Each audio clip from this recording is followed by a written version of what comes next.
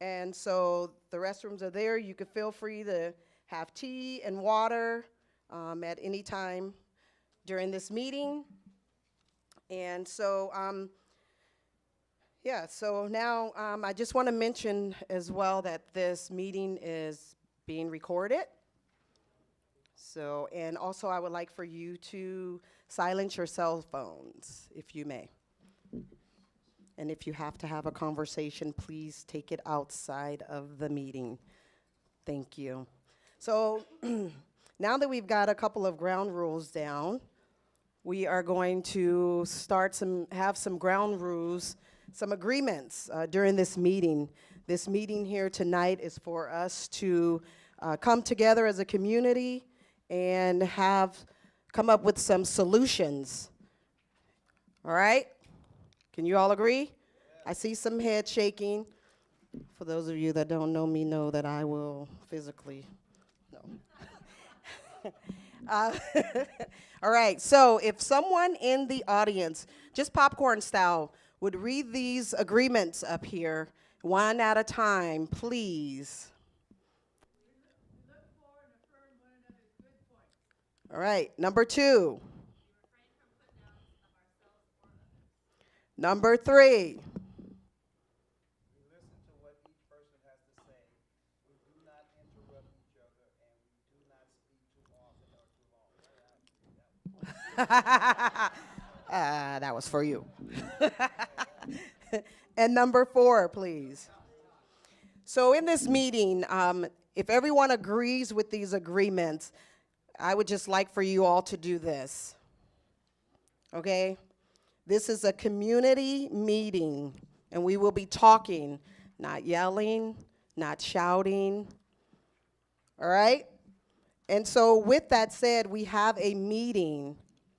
There was something else that I wanted to say about these. We are going to hold all of our questions to the end of the conversation. You will have a chance to ask questions, but please write those questions down so that you can answer them at the appropriate time. All right? So now I'm going to have Emily Alma.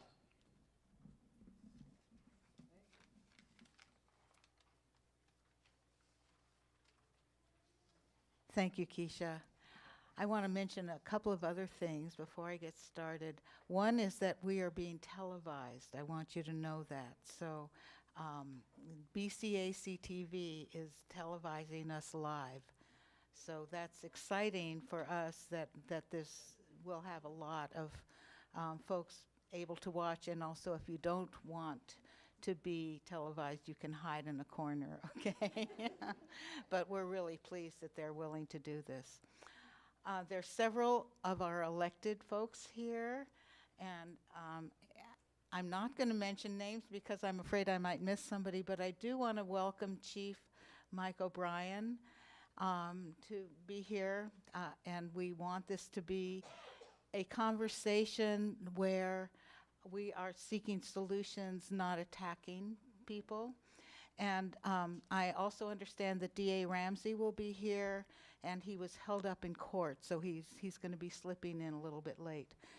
But welcome, everyone. I'm really glad you're here, and we've been working toward this for quite a few months, and we're excited to have this be our first maiden voyage to open up to the Concerned Citizens for Justice, to open up to the public.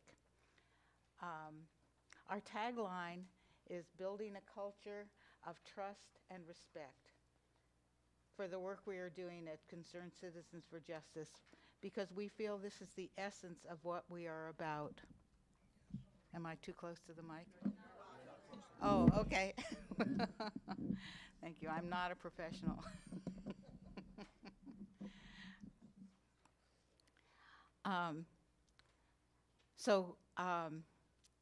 Our ultimate goal is to establish citizen oversight of local law enforcement, and we see that as being connected with building a culture of trust and respect in our community. That's the way we see a process that will achieve that end.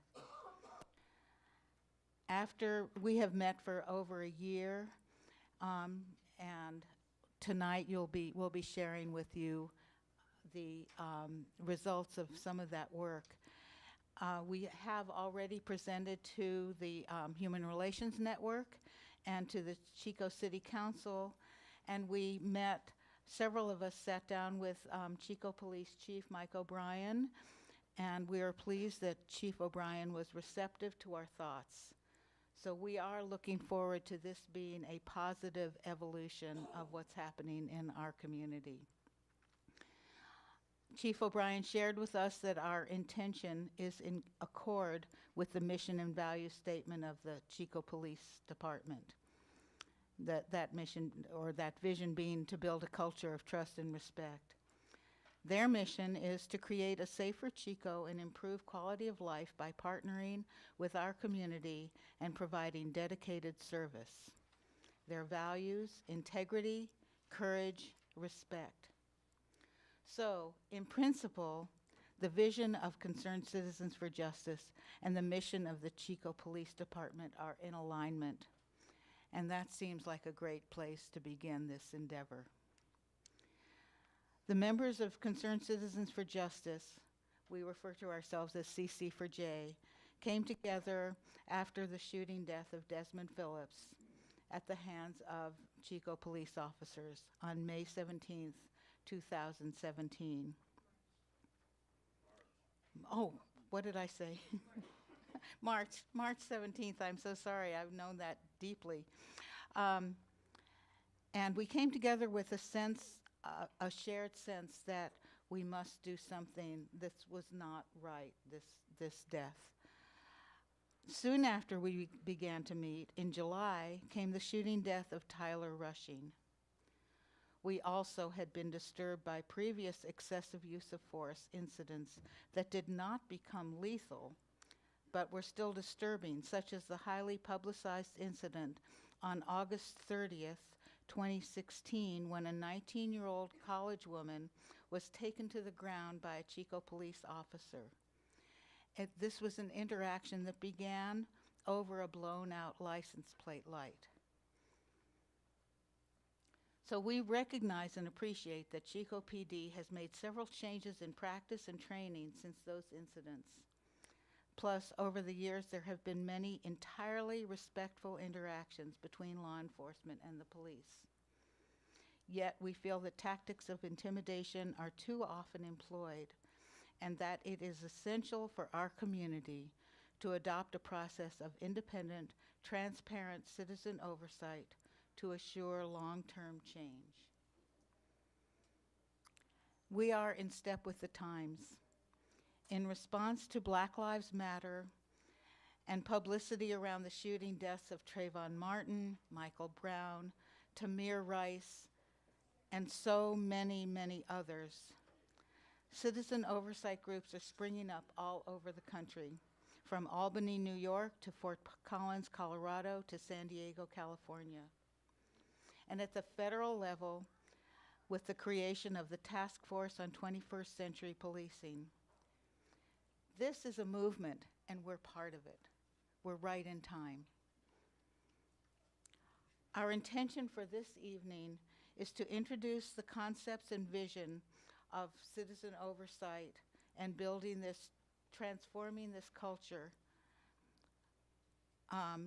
introduce this to the greater community, and invite you to help us bring it about. We are aware that those charged with carrying out the tasks of law enforcement often face dangerous and challenging situations.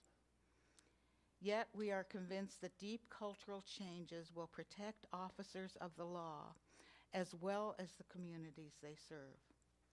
We are not experts in this work, but we are learning as we go. During the first part of this evening, we will provide several brief presentations, including a couple of videos, to give you background on this effort to establish citizen oversight. Following that will be an opportunity to hear from all of you, to have the community conversation that we promised. Next up, we have Jill Bailey and Diane Suzuki to introduce the focus points that our group developed. identifying the priorities for our work. And that's on the sheet of paper that was handed out to you.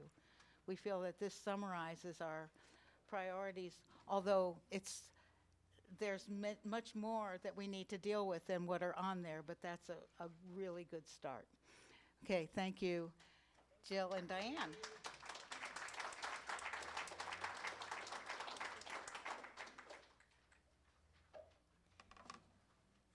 Hi, everyone. Can you hear me okay? Okay. So thank you, Emily. We wanted to start out tonight by presenting to you our 6 focus points. It's been our work for the last year. We've done a lot of discussing and contemplating, but we kind of look back to these focus points as our 6 points of focus where we want to focus all of our efforts. And we believe that these changes that we're going to present have the potential to save many lives in our community. There is hard work ahead of us to change the culture of law enforcement. Our vision for our community starts with de-escalation becoming normal practice. The goal of policing in response to crisis situations should be de-escalation.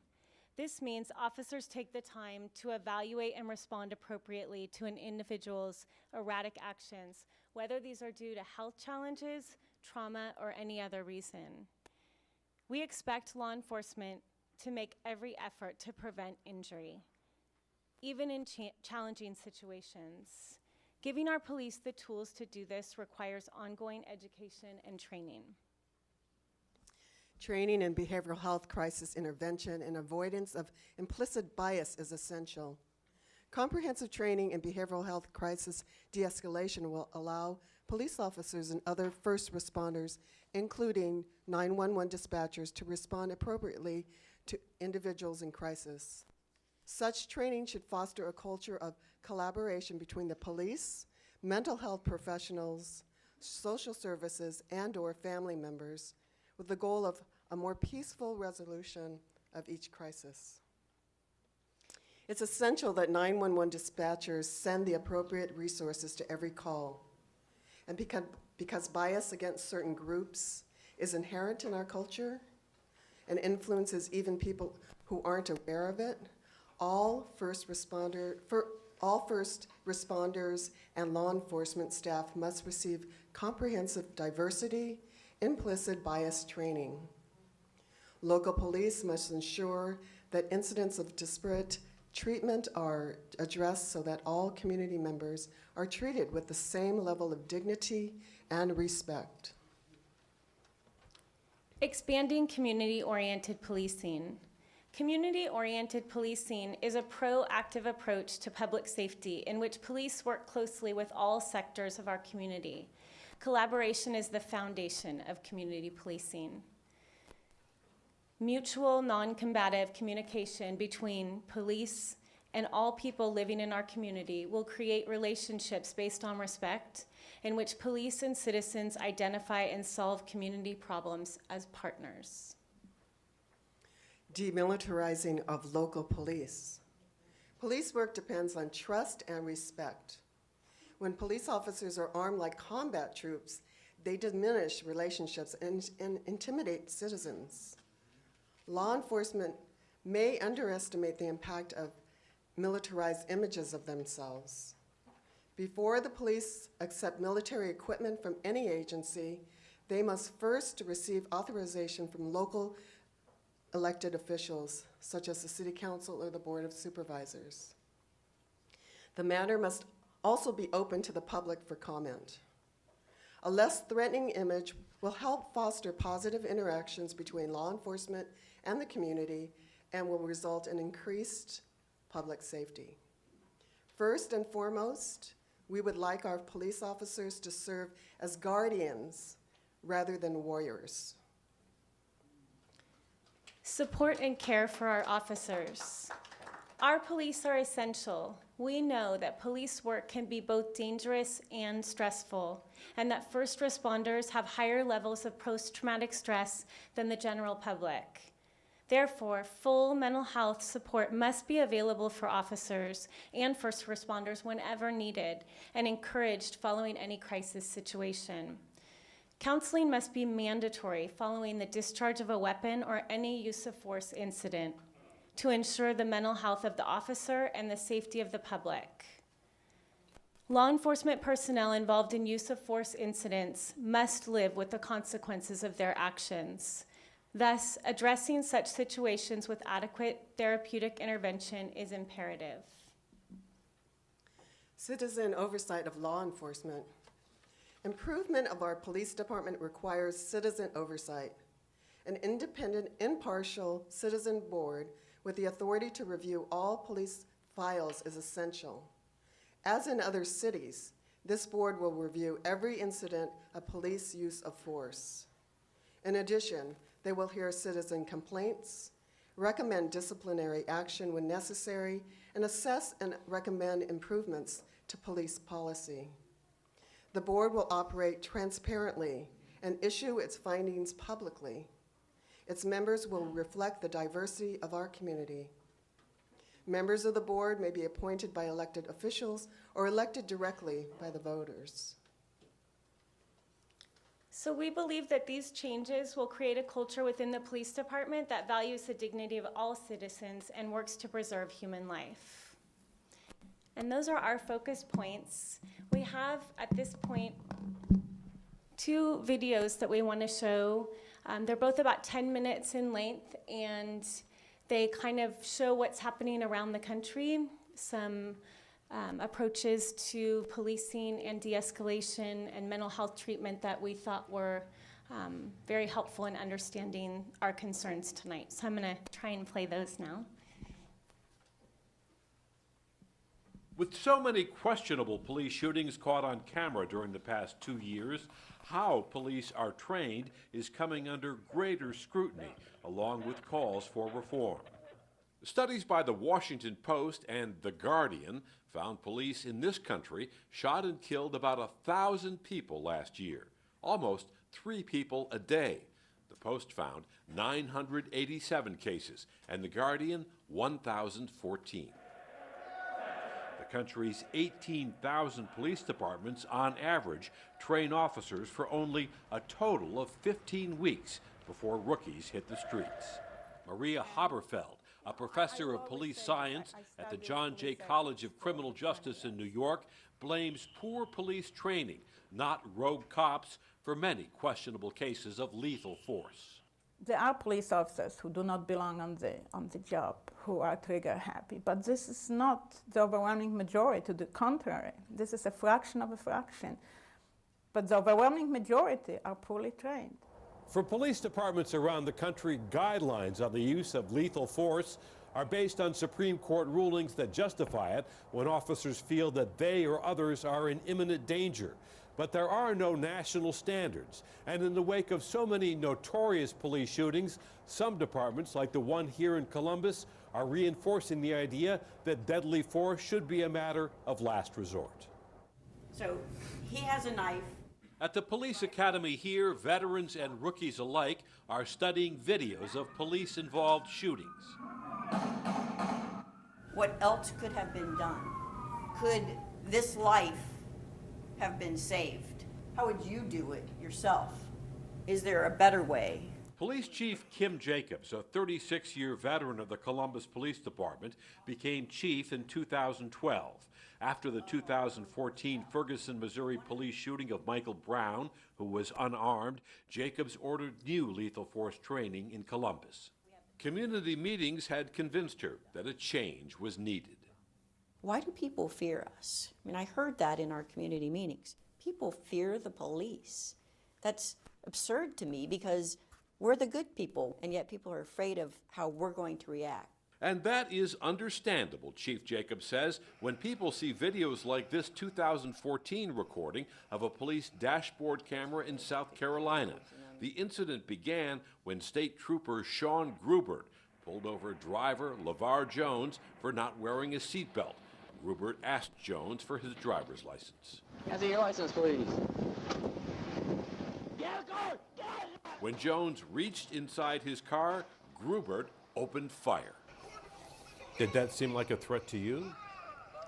I had no reason to think that there was a threat at that point in time. When I think about when I would justify myself pulling the trigger, I want to be certain that I am in imminent danger, and there's some way that that could happen. Jones survived. Grubert was fired and charged with aggravated assault. What could the cop do differently?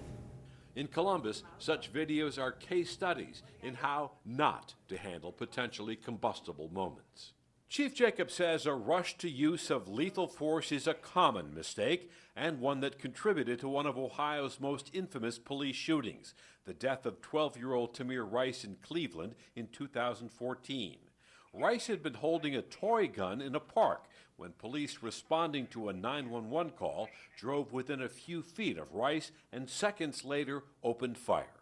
What alternative did those officers have? What could they have done better? Not gotten that close. They could either get out on foot and approach him and, giving him orders, let me see your hands, all that kind of thing. They could have tried to find out either via intercom or something else what this person's intentions were. In Philadelphia, a spike in police shootings 3 years ago led then Police Commissioner Charles Ramsey, who retired earlier this month, to ask the U.S. Justice Department for help.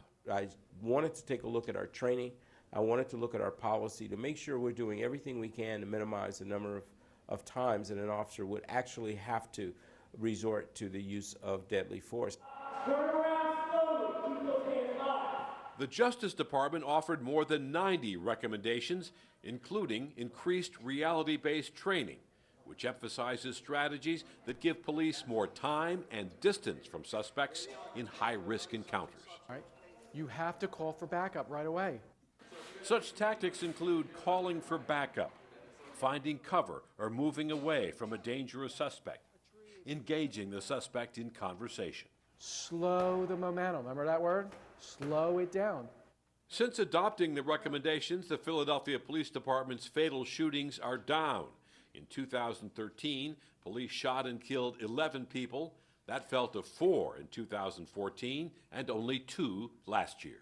We have to train to make sure that our officers only use the force necessary under the most extreme circumstances, that being deadly force, period. Doesn't matter who the offender is. But training in deadly force tactics is strictly up to individual police departments. Maria Haberfeld argues that needs to change. To me, it's mandatory to identify minimal standards for each and every police department in the country with regard to use of force, and not just the length of training, but also the content. Because it's one thing to train police officers how to use a gun, but it's another to train police officers what kind of factors go into using deadly force. Haberfeld and other criminologists say police departments also need to incorporate more training on race. In Columbus, black people make up 28% of the city's population, but only 12% of the police force. Sergeant James Fuqua says having more officers who reflect the neighborhoods they patrol could help reduce misperceptions and violent exchanges.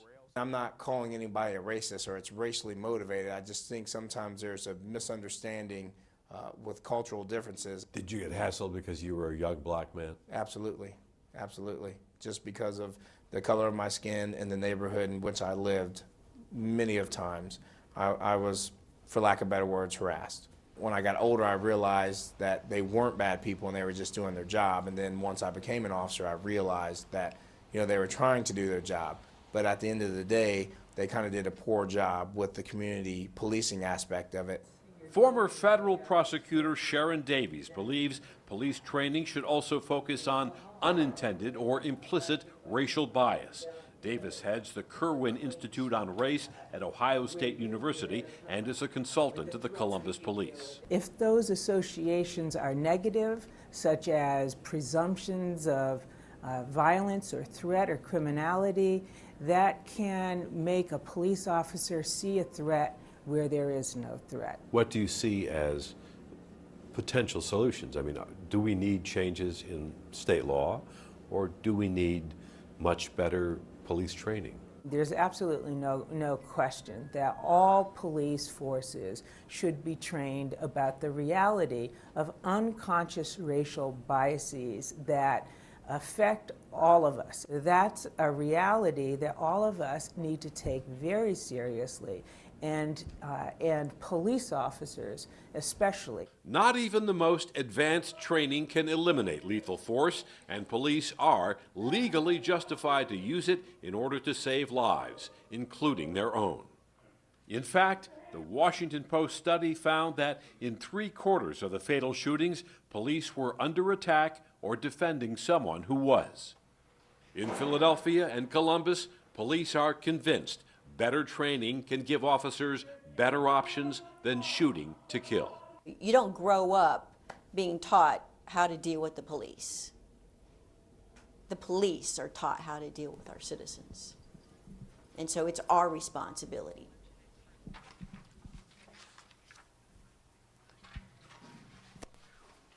So we have one more video to show, and the next video focuses on the Memphis model.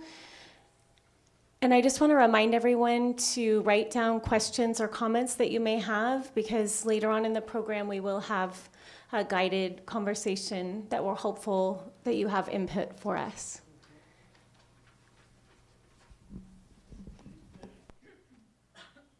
Attributed to many Americans with mental illnesses ending up in jails. To address that, the city of Memphis pioneered police training techniques to help people with mental illness avoid getting arrested.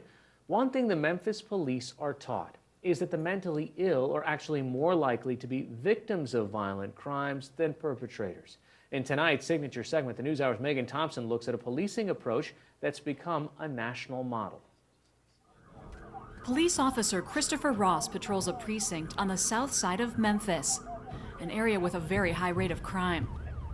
Ross sees a lot of violence, drug use, and prostitution. 783. But those aren't the only types of calls that Ross responds to. Mother's involved with her son, and he's diagnosed with ADHD and mood disorder.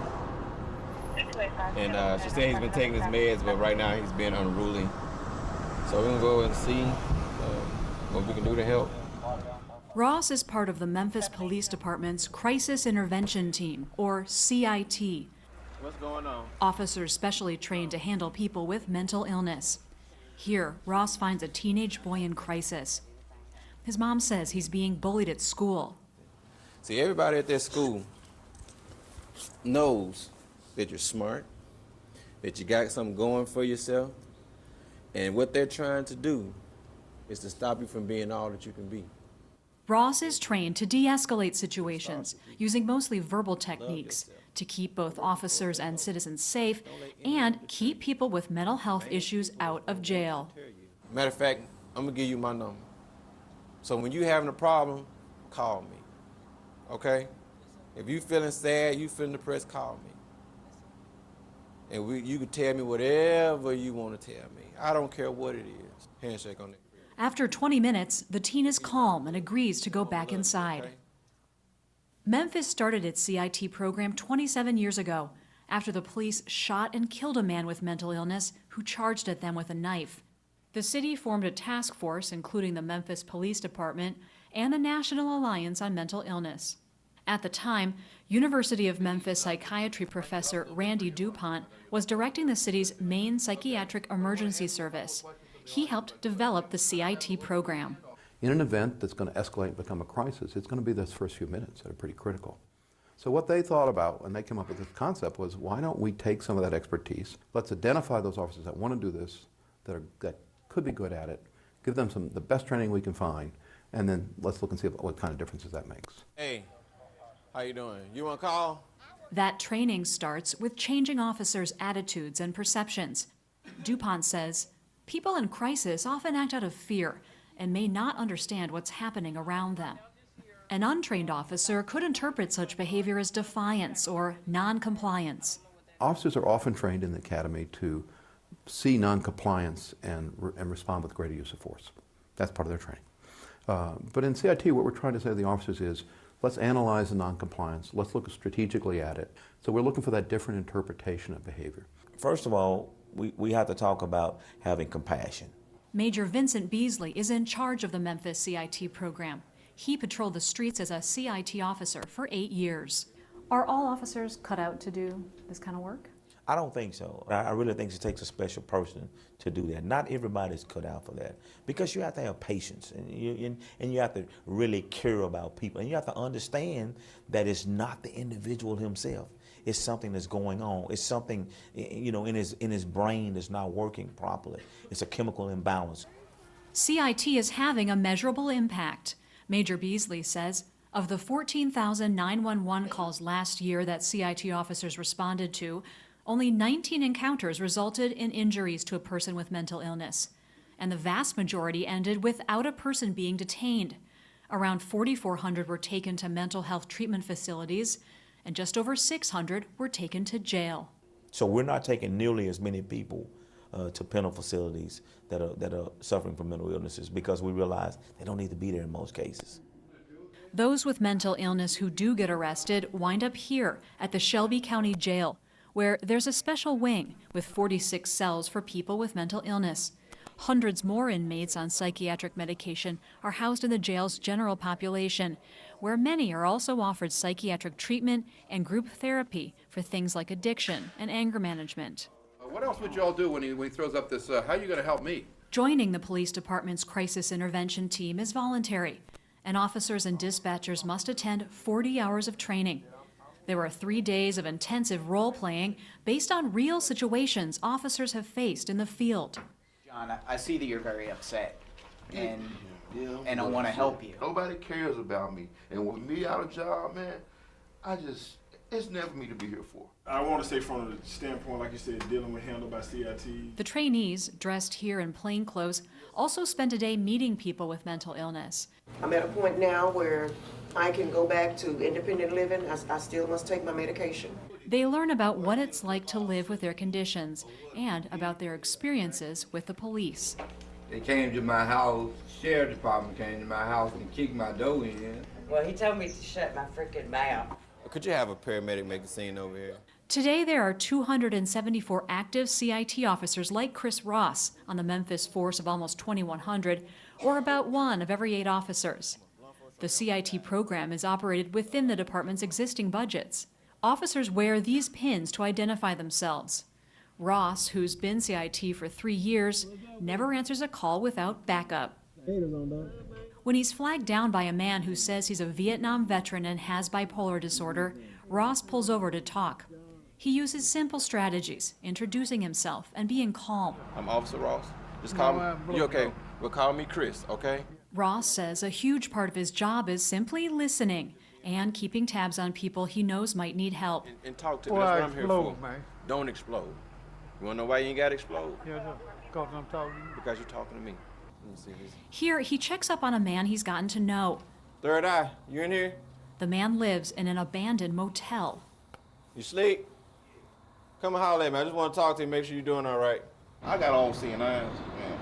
I'm a Power Ranger and a superhero. You're really on my side. I'm on your side. So you understand it. You always try to get them comfortable and let them know I'm here to help. And whatever they say, you listen to it, you repeat it to them so they'll know that you're listening to them. And eventually you'll establish a relationship and they'll feel more or less like you're there to help them versus trying to lock them up.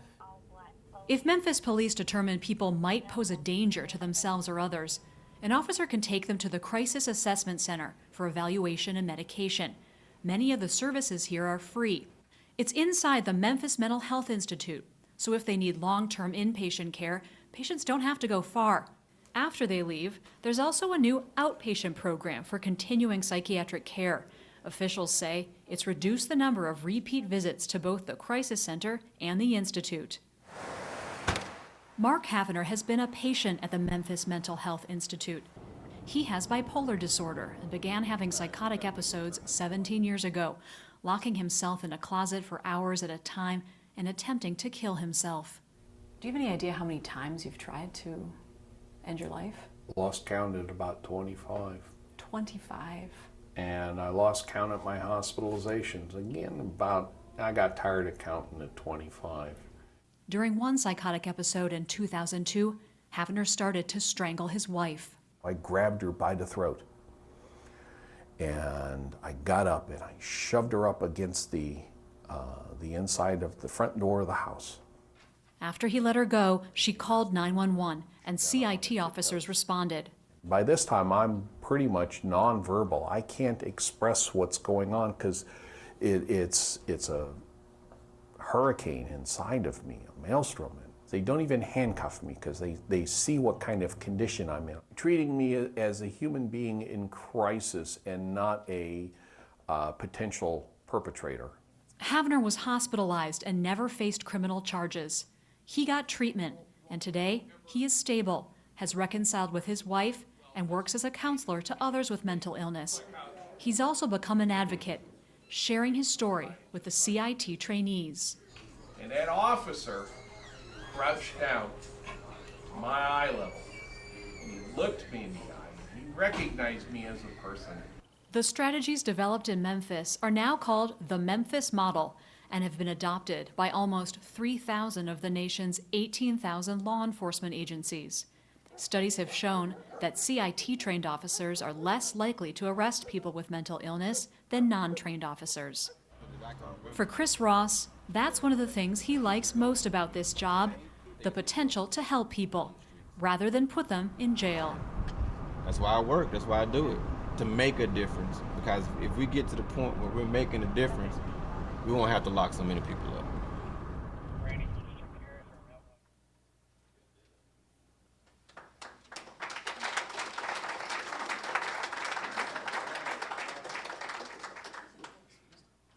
Turn on, see the...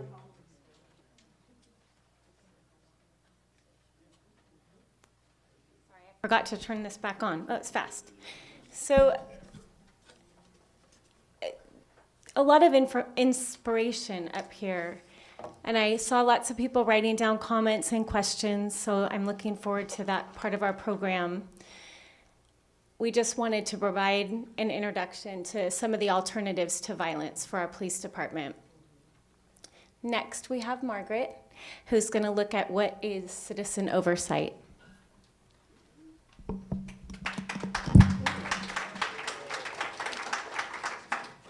Thank you. Thanks, Joe.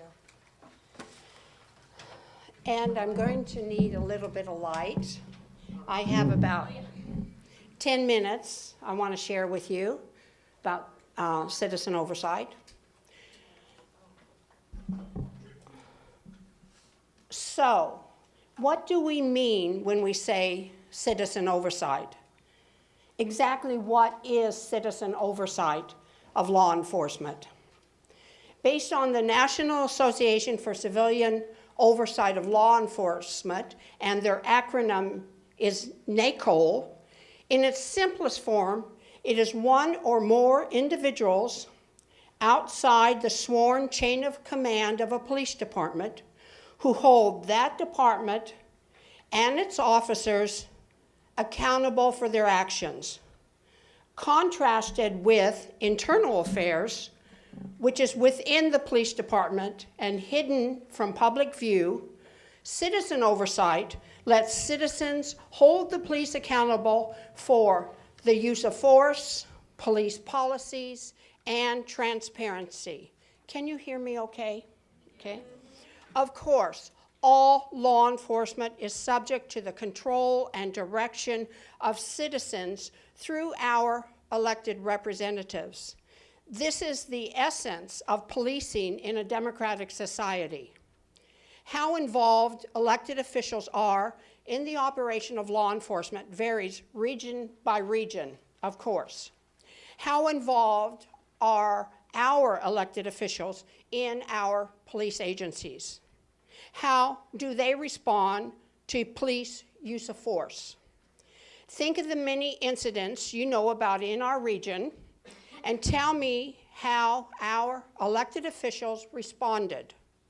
Who is holding our police accountable? Actually, we don't really know, do we? Oversight agencies become both an independent source for and a repository of both qualitative and quantitative data. They issue reports on the number, type, outcome of misconduct investigations, lawsuits, use of force, detention, and arrest. We don't have that data for Chico or Butte County at this point, but an oversight group would have it. Excuse me. One of the National Association for Civilian Oversight of Law Enforcement's primary goals is to provide help in establishing civilian oversight of law enforcement and to educate the public. It was established in 1995, and it is the largest civilian oversight organization in the United States. The first oversight in California was in Berkeley, established in 1973, the Police Review Commission, and they were granted the independent authority to investigate complaints. Attempts to establish oversight are sometimes hampered by police unions and or the indifference of our elected officials. The crime card, or selling fear to the community, is often what prevents support for oversight and blocks transparency. As we know, fear sells. But while some police unions oppose oversight, other police groups, such as Pamela Seifert, Sacramento Police Department, writing in the Police Chief magazine, says that professional civilian oversight of law enforcement agencies can transform organizational police culture in a very positive way. The police captain says that civilian oversight is exactly what is needed for the police to regain legitimacy, boost their morale, increase the hiring of diverse candidates, and improve our public safety. But, thank you, but policing, you know that clapping came from the people who have been working on this for a year with me. But policing is changing for many reasons, including the internet, smartphones, 24/7 news cycle, and the media culture that creates a narrative of its own. In the Department of Justice investigation into the Baltimore Police Department, it was revealed that the department was shielded almost entirely from public view, and that the inadequate oversight mechanisms damaged the department's legitimacy in the community. Yet, while we talk about police accountability, please don't forget that out of thousands, and actually out of most, daily police-citizen interactions, only a very few result in the use of force or injury. Professional civilian oversight can hold the media responsible for their exaggeration, and it can push back against the narrative that police violence occurs often. It doesn't, not in most towns, but if it does occur, it must be open to citizen scrutiny. There is no one-size-fits-all approach to police oversight. There are more than 200 oversight entities in the United States. No two are alike. There are civilian review boards, monitors, auditors, inspector generals, mediators, all seeking to resolve citizen complaints. The best approach is open to debate. Many factors will influence the best choice for our city and our county. But each civilian oversight board must be educated in police work, knowledgeable about equipment capabilities, police procedures, and the law. Because civilian oversight is such a huge issue, one of the tasks we must do is track legislation. We know of one bill that has the potential to really change how the police use force. It is Assembly Bill 931. It is currently in the Public Safety Committee, and it returns to the floor on June 19th, tomorrow. It is asking for a common sense standard, a common sense change in language that recognizes the value of preserving human life. It is a one-word change in the law. Police would be prohibited from using deadly force unless necessary. The law currently says that the police may use deadly force whenever reasonable. This is a profound and enormous change that will require police to use de-escalation techniques to defuse a situation. De-escalation is one of the top priorities of concerned citizens for justice. And SB 1421 is currently in the Assembly, and it seeks to make law enforcement records about officer use of force or sexual assault available to the public and to hiring agencies. Now, those records are completely hidden from public view. That must change. The public is not safe unless we have this information. Some of the words to describe oversight are Police Review Commission, Office of the Ombudsman, Police Review Authority, Police Review Board, Police Internal Investigations, Auditing Committee, Office of Citizen Complaints, and the list goes on and on. Some board members are trained mediators, some are attorneys, some are professionals in social sciences.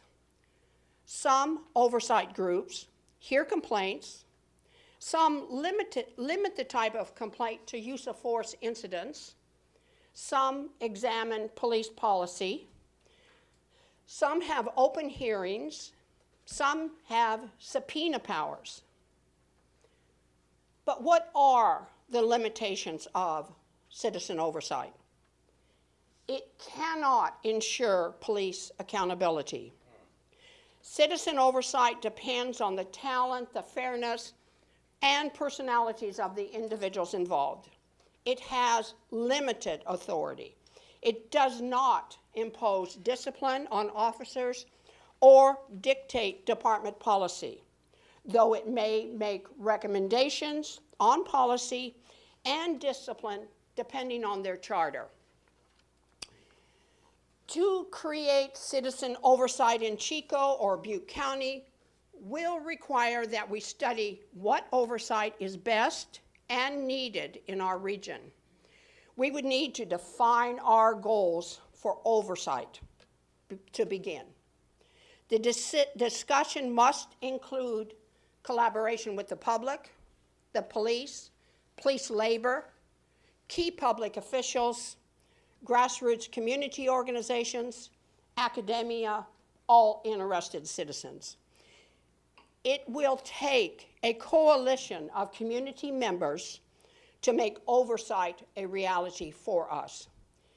It will take partnerships, police and civilian alike, to create citizen oversight and make it work for us. It will take ongoing collaboration to make it effective. Concerned citizens for justice believe that we have taken the first steps in this process.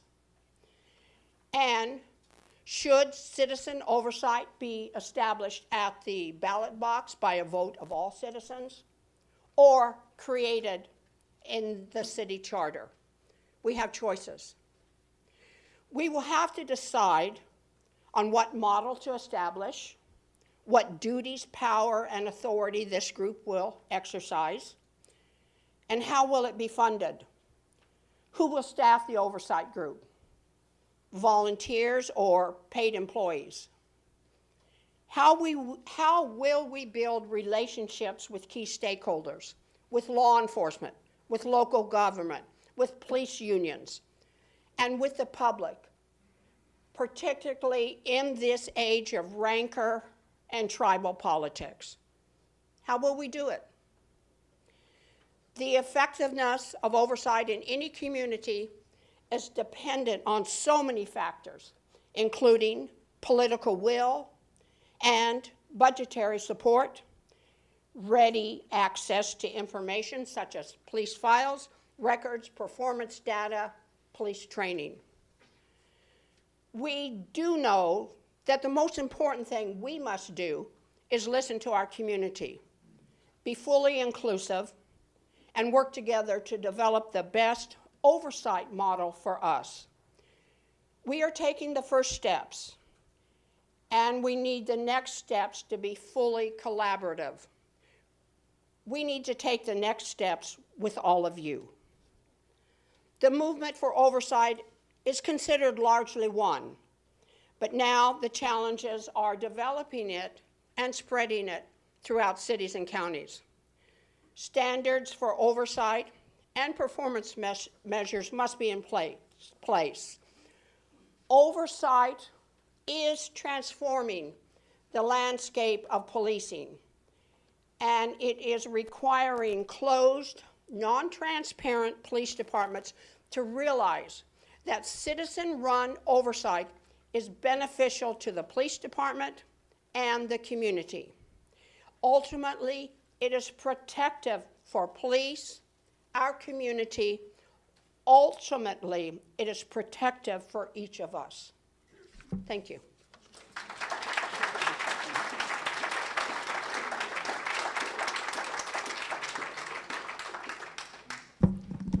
Thank you, Margaret. How y'all feeling? Check in. How y'all feeling? I know it's a little overwhelming. Don't let your emotions get involved.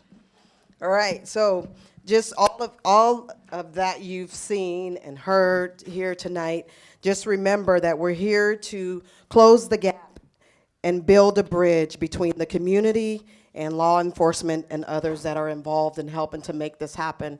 And so now is going to be this part of the event called a community conversation. So all those questions that you have written down, please be mindful of one another as they're asking their questions, and please remain respectful.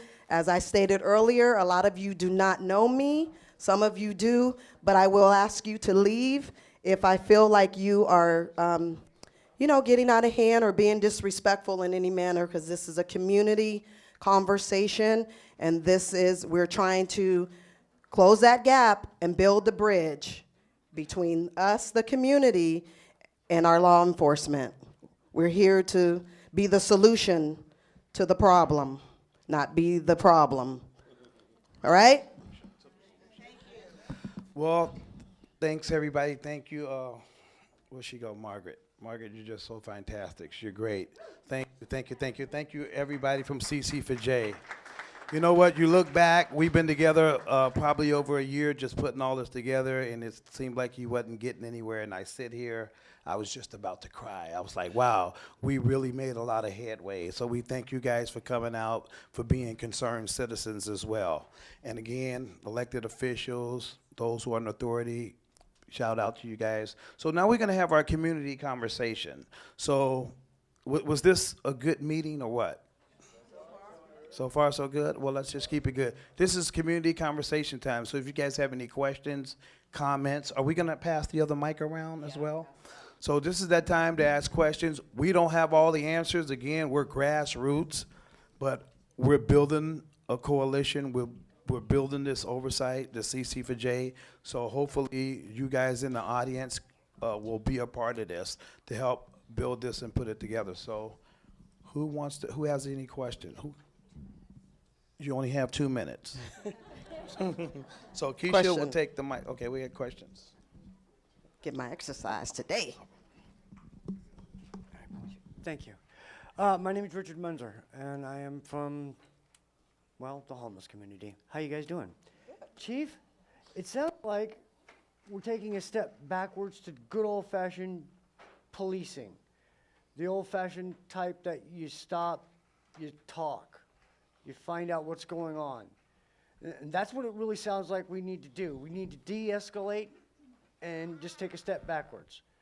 And having the privilege of growing up north, Washington, Oregon, California,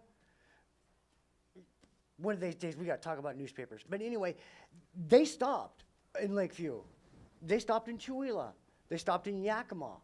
And, you know, that's what it sounds like we're going to do. And I really hope we can get there. The next question I ask is, how do we get the mental health into the training academy? That's where it's going to count the most. When we get that education grassroots right down there. That's the question. Would you like to respond first? I can. Thank you very much. So there is mental health crisis training in the academy. That's really the beginning of all police officer training. But then, in addition, and just so you know, California officers are the best trained officers in this country. Most things that are developed, good things that are developed as far as training, usually come out of California. So it first starts in the academy, and then departments have required training for our field training officers, and then other departments will do additional things to add to that already required training. So every police department in California is under the mandate of the Peace Officer Standards and Training, and that's really the entity that establishes our training guidelines. And then each individual department in California then develops their own additional training core. So for us, we brought in an expert, Dr. Carol McKinley Alvarez. I could provide that information to the concerned Citizens for Justice. We have brought her in twice to train not just a select few of our police officers, but every one of our police officers, to include every one of our dispatchers, to include every one of our personnel that has any contact with the public. That includes records clerks, our community service officers. Everyone in the department has gone through that twice. She is outstanding. I will ask everyone to go ahead and Google her, and if you find something on YouTube, she is outstanding. I know we also brought in members of the public to attend that training. Is anyone here that attended that training? Anyone, show of hands? She was outstanding. The other key piece, not only for training those officers with CAT and what have you, but we went again an additional step, just so you guys know. We sent a cadre of officers to train the trainer training regarding CIT, so they could come back and actually train the rest of the police department. 2 minutes. 2 minutes. 2 minutes. All right, thank you. Okay, well, I have one from this gentleman right here. State your name, sir. Trey Robinson. Thanks to all who are involved with this effort. Will you all discuss what's next in regards to everything that you presented? What's next? Everybody's looking at Emily. Well, what's next? What's next? You guys need to sign up. Yes, please. Okay. Well, it's kind of an open book. This is the beginning of Chapter 2 of Concerned Citizens for Justice. And we don't have a plan other than hoping we don't have to lick our wounds after tonight. And it seems so far that we won't. And moving forward in whatever way it seems appropriate, one thing that occurs to me is that some of us need to sit down with the police, the Chico Police Union, and talk to the guys on the street, the folks on the street. But there's many places to go, and we'd like to hear from you because we don't want to do this by ourselves anymore. Amen. Amen. Okay, anyway. Anybody else? So my question is, I just finished the CIT Memphis model training in Woodland. I also speak at it for the past year and a half. They've trained 54,000 officers in Tehama, Placerville, Yolo, and just got 900 officer contract in Sacramento. And so I think this is a good starting point for this. I think that the mental health part is critical, and the services part out on the street of outreach is critical, because if we don't have that and we don't get to the core of the individuals, then we're not going to have anything. So I've been numerous times with great officers, awesome officers, and I've been stopped on the side of the street when 4 of them are surrounding someone and not so fabulous officers. So that's just like with anything. I mean, there are jerk people in my block and there are jerk people in your block, right? So we just have to all come together. So through NAMI, I'm also a board member of National Alliance Mental Illness Butte County and founder of Crisis Care Advocacy and Triage. And what we want to do is we want to bring the Memphis model to Butte County, and we want to train 50 advocates.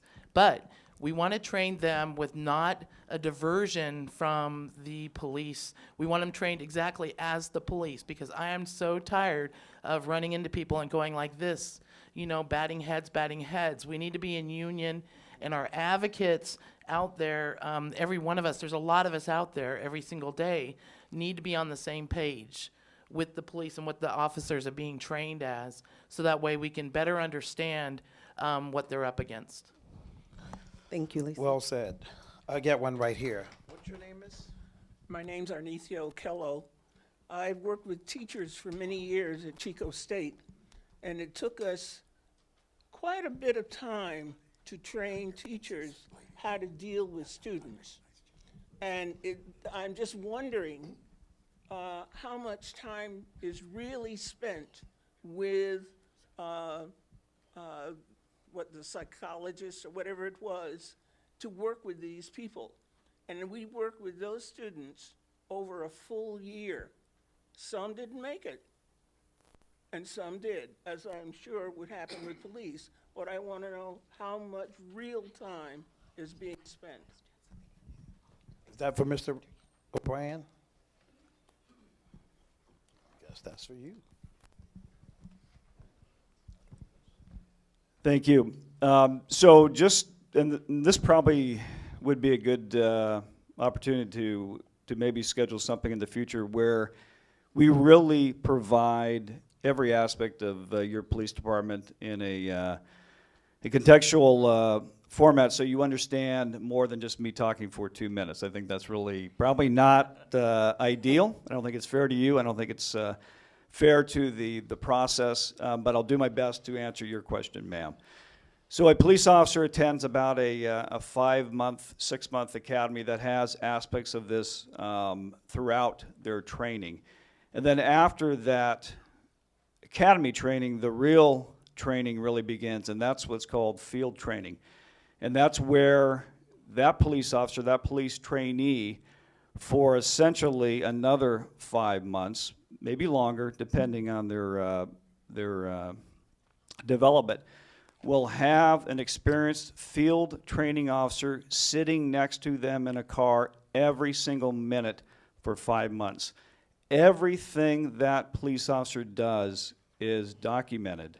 Everything they do is documented. Every contact they have, every interaction they have, everything that they do in the course of that day is documented. So essentially they've got 10 months, 11 months, depending, to demonstrate to us that they are capable in becoming a Chico police officer.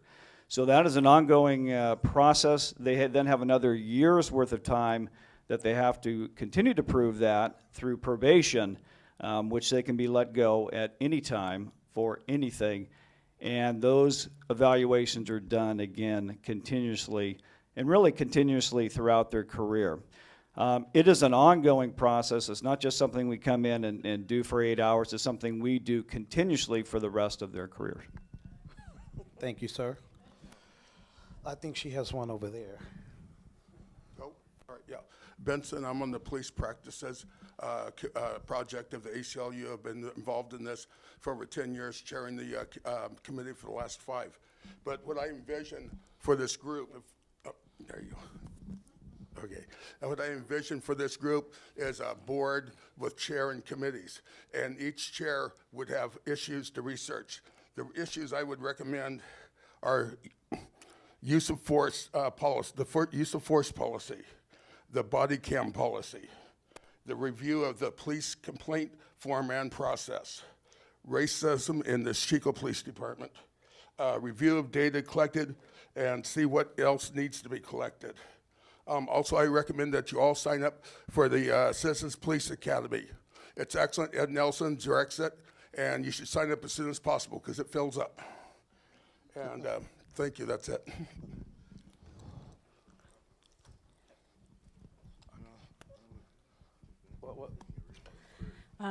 Chief O'Brien, I am curious about, a little over a year ago, you were presented with an idea, and this video brought it up again to me, that the community is afraid of your officers, and you were very surprised that I said that.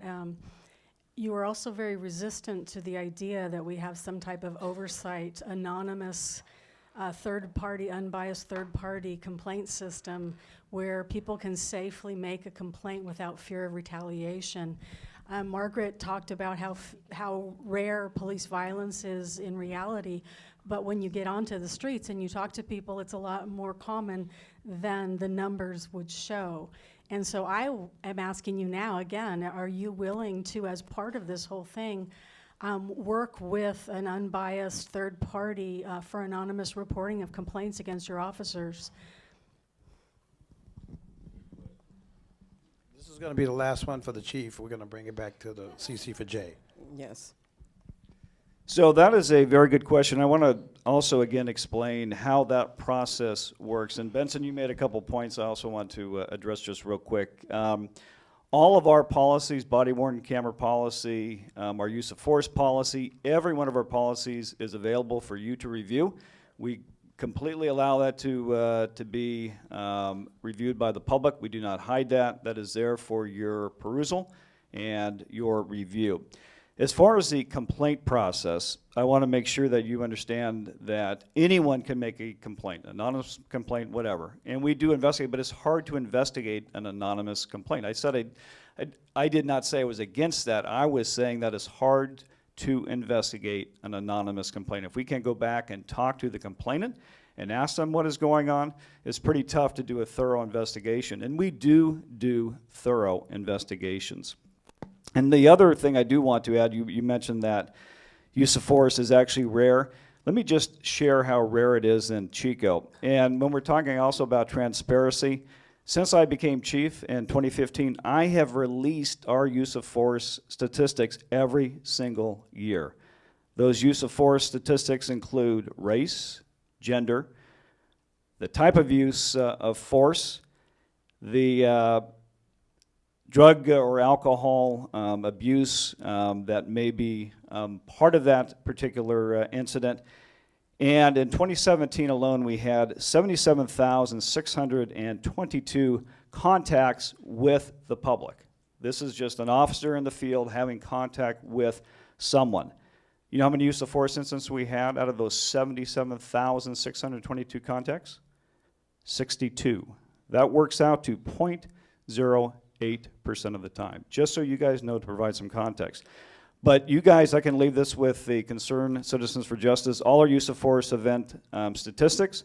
I will leave that with you to look at, and you can access that anytime. Thank you, sir. I got one right here. I'm going to hold the mic.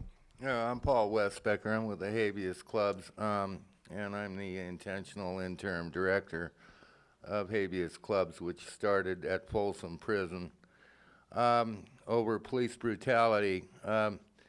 I love Chico. I think of it as like my garden. I think that we need to start at the bottom and work our way up at the root level, and that's where we're at here today, hopefully. And Serpico, Pacino was talking, a girl was talking to him over the fence in the backyard, and he told her, he said, if you love a man's garden, you gotta love the man. And who else? In numerous instances, things have fallen apart because there wasn't enough groundwork, there wasn't enough foundation. So we do need to build a coalition here today, and it needs to be strong, and we need to share our email contacts with each other, and we need to start talking to each other individually and privately. I've had a horrendous experience with the police department and the district attorney and the judges. West Becker versus Landacre cost you guys over $700,000. I took it all the way through the Ninth Circuit, and it was because a cop decided to break my arm in the year 2000. Police brutality starts with just the way that they harass somebody because they find a pillow under a bridge. Police brutality starts with not investigating a crime presented to them by a homeless person. Police brutality begins with ignorance of what's right and wrong constitutionally, I mean legally. Police officers here, in my opinion, have taken the law into their own hands. They've ruined people's backs, their arms, their wrists. Okay, that's 2 minutes. Okay, Thank that's 2 you. minutes. Hey, We have a question over here. That was just a complaint. Okay. Okay. You're going to hold it? Okay. Yeah, thank you. In the first video, Chief of Police said that police officers are taught, trained to interact, to deal with citizens, not the other way around. And I just wonder if your group encounter any seminars or any community outreach where citizens are also informed on how to interact with the police, how to address them. So that way it will be a two-way street, and we can all meet in the middle when possible. Do you know of any groups that have done that? It seems like you did a lot of research. I just didn't know if you encounter that type of training. Are you asking me? The group, Emily, you, or Diane. But we share your thoughts. We think the citizens are also responsible for their behavior and how they treat the police. We want good behavior flow in both directions.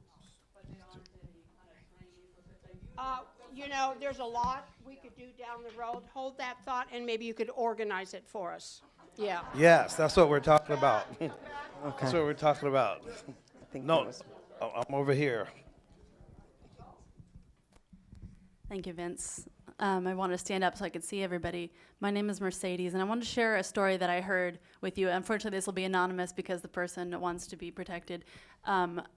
I've known a person who graduated from the Marine Corps and then went to Butte College, went to the academy, was accepted as a police officer here in Chico last year.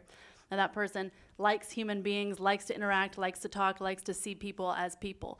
And unfortunately, that individual is no longer with the Chico Police Department because he was ganged up on by senior officers and told, if you want to talk, be a social worker. If you want to work, be a cop.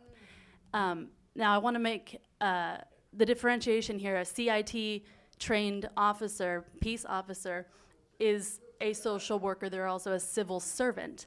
And it's our responsibility as the constituents of that service to stand up and get involved. I grew up in a police family, in a law enforcement family. My mother was a dispatcher for the California Highway Patrol, and I was raised to trust and respect law enforcement. I had a great relationship growing up. I had no problems. Why? Because I had my mom in my back corner. As I grew up, my mom retired. My family moved on. My experiences changed. And I called the police less and less because I thought, I'm listening to my friends, the people of my generation that aren't voting. Why? Because we believe that people aren't listening to us, that the police will not serve us. They will not protect us. My question is, who are they protecting and serving? Who is approving these huge salaries if they're not going to work for the constituents? So with that said, it's up to us as engaged citizenry to be the eyes and ears of the officers. No matter how many officers we have, we're never going to have enough. It's our responsibility to call, to report, so that statistics can be accurate instead of saying, what's the point, why bother? Thank you. Thank you. Thank you, thank you, thank you, thank you, thank you. I have a question. Oh.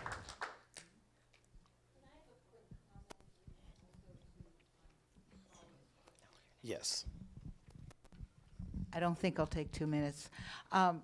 Lisa mentioned wanting to bring CIT training, and I think that responds somewhat to what you were talking about, Paula, of wanting to involve 50 community members to go through this in-depth police CIT training with the Memphis model, which we saw from the video how powerful that can be if it's done well. So it seems like that's the kind of thing we look toward and looking forward to learning more for all of us. Okay, thank you. And I just want to say, as a part of CC for J, we will be continuing to hold community conversations like this, probably quarterly. We haven't got to it, but there will be more. Thank you. So my name's Angela Risden, and I really applaud what this group is trying to do. I'd like to be a part of it, but I have a really big concern, and I understand the need to go slow and make sure that we've got everything in place, but my big concern is going too slow. I think there's a real need out there for this to happen as soon as we can get it up and running. I too have been subject to police and civility in this community as well. So what can we do? When your research, have we looked for areas where maybe there's a template that we can use from another city, another organization, so we don't have to really start from scratch, that we can maybe, start this going a little bit sooner than later? How to start? Yeah, thank you. Angela's my friend and plays a big role in our community with the Unitarians. So thank you for being here, Angela. I lost the point of your... I'm trying to fast track this. Okay, when we came together, CC for J, we were just pulled together like magnets. And we were concerned about the shootings in our community. And we wanted to find ways to deal with that. We put our heads down. It took us a year to even distill down what we wanted to change, what we wanted to develop. That's our focus points. We'd like to move faster too. And about models for oversight, there are numerous models, but our guide will be NACOL, because they are there to help us put this in place. But all around California, we have citizen oversight, though it varies in effectiveness. So when we get another solid group, we're going to have to begin to analyze what will work for Butte County or for the city of Chico. We don't know yet. Thank you. I'd like to add to what Margaret said, and I really appreciate your question and your sense of urgency, because we want changes more and more to be in place so that on all levels, not just loss of life, but also the indignities that happen when people are mistreated and abused. So one of the things we're talking about, we know that to establish a citizen oversight committee, or whatever we call it, whatever form it's in, is going to take a long time.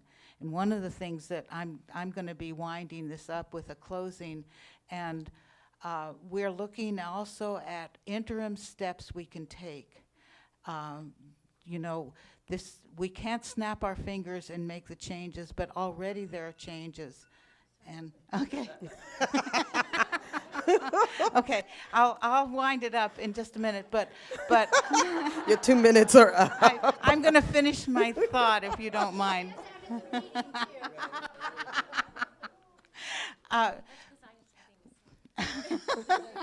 Okay, so okay, I'm going to pass this to Jill next. But looking at interim steps and how we can get some safety in place before years from now, tomorrow, today, tomorrow, and next week, we have to start making those changes. So, okay, so Jill, and then, William. Congratulations to the group and to all of our serving public officials that's here with us. And it's a nice group. We used up all the chairs we had in the closet. You can help us put them away in a few minutes. But there's 80-something thousand people in Butte County not in this room. But what we do have is BCAC TV, and they have a channel on YouTube, and you can look for that and see it again, and you can see it, and you can forward it, the link, to your friends. But I would hope that the group that you guys put together will include the media, because even if you have a group of concerned citizens, there is a digital world out there that can overwhelm you with negative information, fake news, and fake publicity. And you need to have a presence in the digital world to sustain some kind of synergy, not just nice people getting in a room, but websites and other social media and everything, so you can reach a lot more people. Otherwise, the bad news always overwhelms the good. It always overwhelms unless you get ahead of it. Would you like to head that committee? Thank you.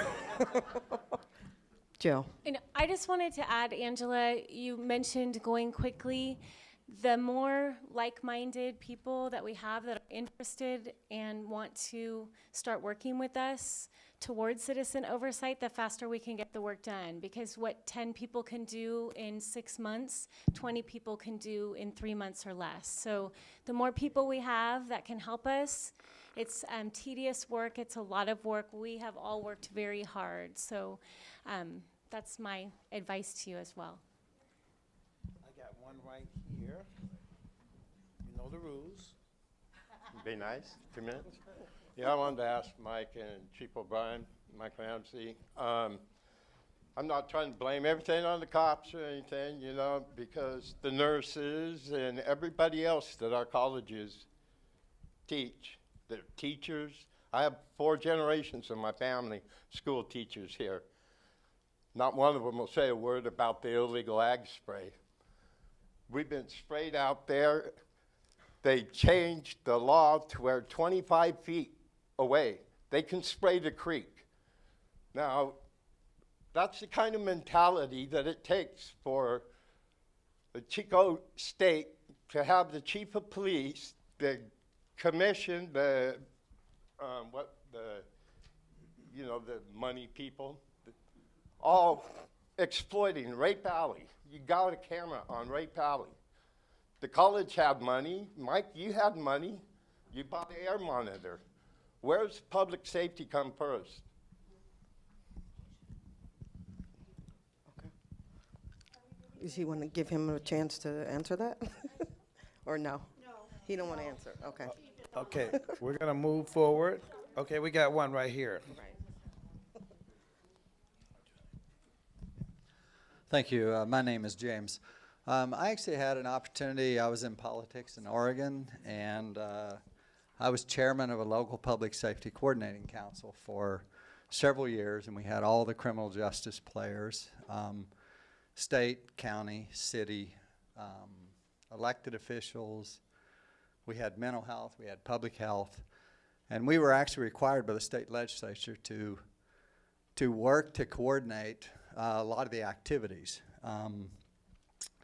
And so I think we should look at that model, which could help Butte County. It could bring the city and county together, because you know the county's run by the sheriff. Sheriff's elected. He's an autonomous individual who makes decisions. In the city, you have a city manager who's going to choose the police chief. And so overseeing the city manager is the council. So if you get a citizen oversight committee, is it going to be appointed by citizens? Is it going to be appointed by government? You got to work some of those things out. But we're not doing structurally what we could do right now, because if we have mental health and public health sitting at the table with our law enforcement, our structural. So we have some structural issues that could be addressed. One of the biggest factors I think you'll see in research is you need investigators in the district attorney's office that have a little bit of autonomy. And you know, it's easy to tell the district attorney to do that. It's another thing to give them the budget to do it. But we're supposed to have separation of powers. That is blended. We no longer have that. You know, talk to the district attorney, talk to police, you're talking to the same structure because you haven't set up the separation of powers to work like it could. You could look at the fact of how many people go to trial versus how many people plea bargain now. You can see that there's a huge change going on in that area. So there's some structural issues. Performance-based budgeting, where the citizens actually decide how to spend the budget, and specifically through surveys to the county, where you look at a serious crime survey. So you actually put the expenditures of budget. But I'll finish up, but one more. We need to get rid of the police officer off the car and put peace officer. See you at the next meeting. When we do establish citizen oversight, we will also have to decide what its parameters are. In some areas, citizen oversight has made really very important statements on how the police will manage homelessness and how they will manage immigration. So we'll have to decide what role we want our group to play and how wide of a role. I have one right here. Okay. Oh. Go ahead. It's a quick question, she said, so I'm going to hold the mic because it's quick. Oh, I just was wondering if the committee has thought about how to avoid becoming another police advisory board. Just have you discussed how to avoid that? Okay. Yes, constantly. Thank you. Yes, yes, yes. Yes. We are very proud to have a police advisory board. And however, the police advisory board in Chico does not accept complaints from the public. It does not collect evidence of police misconduct. It does not interview witnesses or make findings or recommendations. It does not adjudicate any situation. It is not a fact-finding authority. And we do not know or have an idea of the training the members receive. I told you. Okay, it's on Deborah there. Okay. Congratulations also. Oh, thank you. Deborah Lucero, elect Supervisor District 2. Thank you. Yes. All right, thank you. I just wanted to bring up that on a tour that Mike Ramsey's office was so gracious to give me, I was told that 50 people were arrested 500 times, the same 50 people 500 times in 2017. And about 80% of those people were either homeless, most likely addicted, and possibly mentally ill. So unless we have this police oversight committee really on the same rail as we are working on mental health issues, I don't believe we will be successful. So, you know, we need to think more regionally. The city of Chico, the county must collaborate together. We have to. And I would like to see counties collaborating beyond our borders. I would like to see crisis intake centers every 90 minutes from Wairika, Redding, and Chico, where we have homeless populations, and in between detox centers. And I'm talking big money. I would like to get big money, which I think we could get if we were regionally organized. We are not. And one city is not going to cut it, and one county is not going to cut it north of Sacramento. We have to regionalize to solve some of these issues. They are bigger than we are, and they are bigger than we have the money for. So I'm just encouraging everybody, when we think of this, that we need to be thinking about mental health, and we need to be thinking about where are we going to put people, and how are we going to help them. So one guy told me he recently got off the street.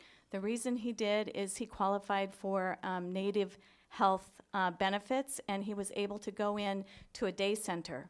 And he said, I said, why did you want to stop being on the streets? And he said, I just got tired of waking up at 2 in the morning and looking at the stars and just waiting for the store to open so I could go buy some alcohol. And he got the help he needed, and he's off the street. Yes. Thank you. I got one over here. Well, he's walking. We have been told we have no control over the air conditioning, so I apologize.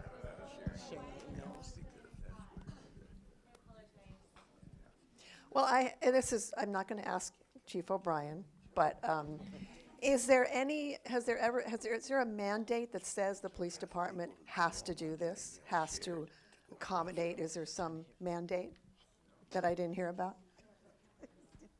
No? Okay. Well, then I'd really like to thank them for being here. Because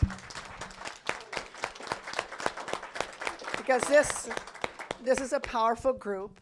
I know the people that are involved in this, and And now I'm getting to know other people, and they're not going to let go. So, yay. Thank you. Uh-oh.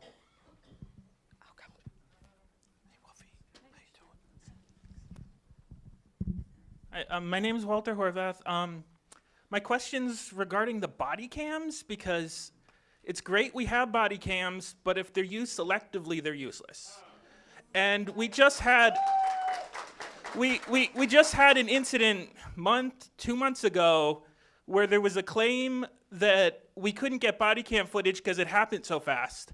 And that doesn't make any sense to me, because body cam should have a 30-second to 2-minute buffer that records to a memory, you turn it on and it stores.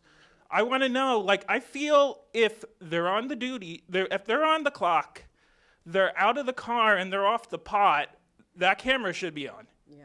So I want to know why it wasn't even on in the first place. And that is the kind of issue that a citizen oversight will deal with. There she goes. She's right there. So that wasn't a Chico Police Department incident, just to let you know. But our policy, again, you can go online, look at our policy. Anytime a police officer one of our police officers has contact with a citizen, they're to have those body cameras on. There are a few exceptions if you're dealing with a very sensitive victim, something like that. There are some exceptions, but generally, if you're in some kind of enforcement contact, that kind of activity, those cameras are by policy to be on. Our policies do have a buffer that go back, I believe, at least 30 seconds. I'll have to go back and confirm that. So as soon as you activate that camera, it does go back at least 30 seconds, if not a little longer, to capture that incident preceding that camera being turned on, just so you guys are aware. Thank you.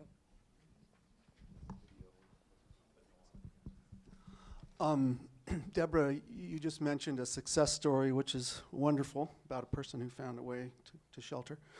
My name's Patrick Newman. So the problem, though, if you talk to Ed Mayer or somebody who's familiar with housing issues, we're about 2,000 units short of affordable housing in Butte County. I believe that will continue for some time to come, and it could even get worse. So the default here is that we've got many people living in our public spaces. We call them homeless people, but they're really just people who occupy the public space. And this may be an aside to everything we're talking about here, but some of the problem that we have here is that we've locked in not a guaranteed success, but a guaranteed failure by the way we've structured our laws. So if we have laws against public urination and defecation, and then we lock our restrooms 8 hours of every day, we set up a situation where a peace officer is in an impossible situation because they're trying to enforce an insane law or enforce a reasonable law in an insane situation. This permeates the entire relationship between people on the streets and the police department. Because if you look at every single law that we have in our books, you see that it's almost impossible to be homeless without breaking those laws. So we've criminalized homelessness in Chico. I think this is going to be a fundamental problem going forward.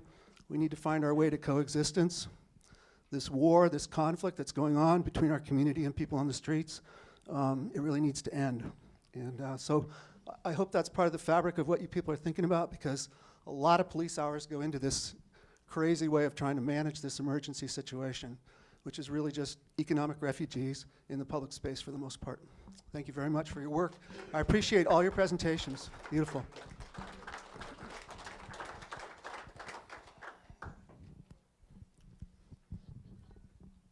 you.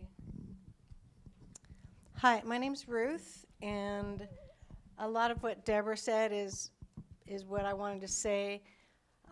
But I was looking at the way this gentleman here was talking about his committee and how there were representatives from different parts of the community that had ownership of this.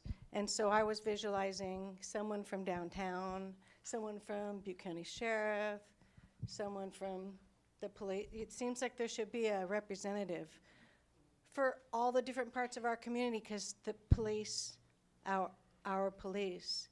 And so I was just wanting to share that vision with you. I just want to say that's a vision that we had in our many meetings that came up. And we have reached out to a number of people that are not here tonight, as well as the people that are here. Can everyone hear me okay? So we do hear what you're saying, but there are some people that chose not to attend as well. One more for this gentleman with a great idea. So if you look at the Oregon model, it's called the Local Public Safety Coordinating Council, and every county has one. And so it forces all the players, public health, mental health, it's already set up. You have elected officials, you have a whole group set down, it's professionally structured, and it was very effective. And I put the whole group on performance-based budgeting. Performance-based budgeting, you go out, you surveys, you check with your citizens to find out what their priorities are, including law enforcement. And then when you do that budget, I used to do the county budget. You make sure that county budget matches your citizen, your citizen viewpoints. So there is already a group going that this group could work with. It'd be a transition. It's already been accepted as kind of a citizens group a little bit, and that's called Team Chico. I think we can give some accolades to the Chico Police Department because I know they've worked with Team Chico. I think we've seen a lot of improvements in our community already as a result of that work. So it is a transitional group that this group should touch bases with because they've been able to already get into the different layers of the structure, and I think it's a pretty positive message. But Thank you. Is it on? My name is Robert Mullins. I'm one of the local native Maidum in my language. My grandfathers were the chiefs up here in these mountains and along the other ridge of Feather Falls. So that's who I am at this time. Recognized Department of Corrections as a NASL, Native American Spiritual Leader. So by noting that, don't call me a liar, okay? I don't want to be an Indian liar. I just want to bring up the point. This hat says U.S. Abraham Lincoln, CVN. That's Carrier Vessel Nuclear. I worked on defense contracts for almost 40 years. And I was a single dad commuting every day to the Bay Area. One day in the park, I got a weekend off. I took my kids there. And this police officer looks at me and my children and does one of these. Well, now he's wearing 4 stars. The climate is not going to change with the police department. What needs to be held with the community here is they need to be strong-minded, not come to meetings and giggle and laugh. We need to be strong and have contingents to respond where police respond, okay? When you file complaints against the police, they have people in there to make things go away. I brought up an issue of the United States Constitution to a police officer, and guess what he does? I've had enough of you. He smashes my head on top of the squad car, handcuffs me, my wrists are bleeding, and I'm in a 110-degree locked police car until the supervisor shows up, sees what's going on. Well, that officer was Rupel. He's no longer, he's not the one that smashed my face. He's the one that opened the windows. Okay, the climate is not going to change. Contingents of people need to respond to witness how the police are dealing with the citizens. That's all I have to say. It has to be strong. Yes.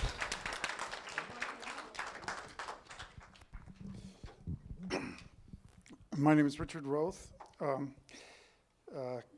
One of the things that has got me is looking at our ballot and the number of positions that go uncontested.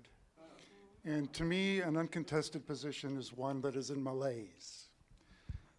And so, that's my choice. I did not vote for any of the uncontested positions.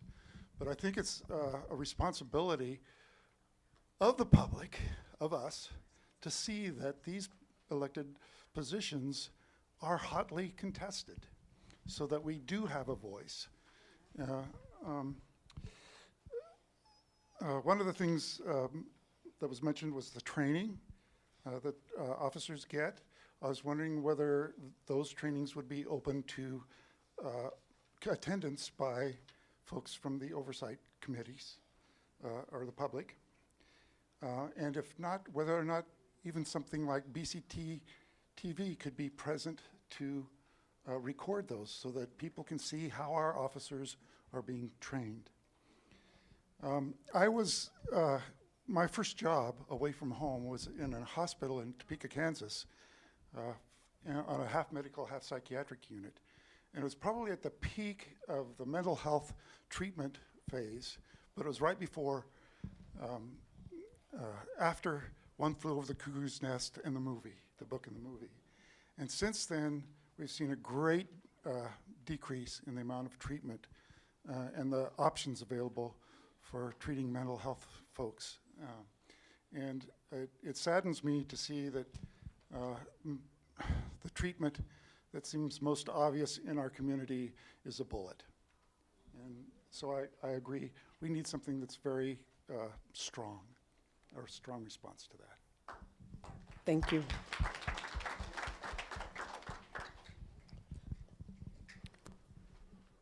I think this is going to be the last questions or comments, and then going to turn it over to Emily. I hate to be that one. I wanted to agree with the lady behind me and the gentleman who took his hat off a moment ago, and the strong response that I'm hoping to see is from people like me who just live in my house in a downtown neighborhood. I live alone, and I would welcome a little more public education. I have to ask my neighbors, do you call 911 for that? Because I'm new here. Or when do you do that? Some of what we saw in those videos was frightening.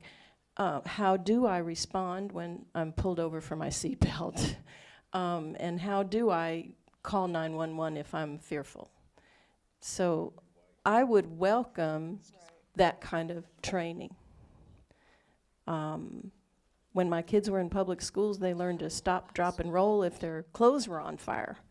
And that's something that they were taught so often that maybe under stress, when you're not thinking, unlike my feminist consciousness raising back in the day, it would come back to me in a moment of stress if it's that simple. So I would encourage more house-to-house involvement of renters and owners of houses. Well, I'm going to end it with this. I'm going to say, just as an African-American male that's lived here since 1992, I have kids, and they grew up here, and it's kind of a shame that you have to tell your children how to respond to police officers. And it's probably totally different than how white people have to teach their kids how to respond. Yes. With us, it's just put your hands out first. Don't make any sudden moves. And that's, to me, that's not right. That's how we have to teach our children. So I'm going to turn it over to Emily right now. Thank you. That was a really important final comment. It is really a shame that the color of our skin colors the way we're treated so often by law enforcement. When I was a hippie, maybe I still am.